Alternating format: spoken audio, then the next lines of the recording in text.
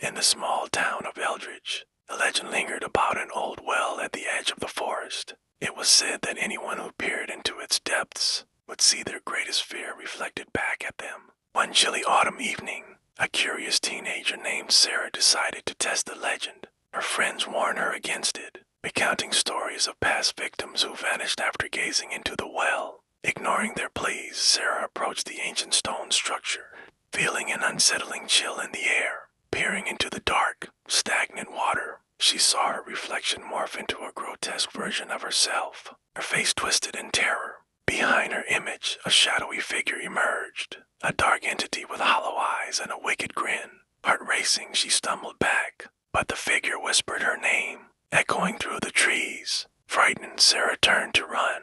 Her friends were gone, swallowed by the night. Panic clawed at her throat as she sprinted towards the path home. Glancing over her shoulder, the malevolent figure was gaining on her, its whispers turning into chilling laughter. Just as she reached the edge of the forest, a hand gripped her shoulder. It was her mother, who had come looking for her after hearing the stories. "I told you to stay away," she shouted. Sensing the darkness that clung to Sarah, swirling shadows enveloped them both, pulling them toward the well. In a moment of desperation, Sarah screamed, "Help me!"